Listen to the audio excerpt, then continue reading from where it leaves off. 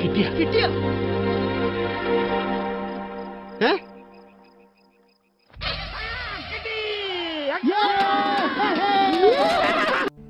ഞാൻ താമസിക്കണതേ ഷാബിയ 11-ലാട്ടാ.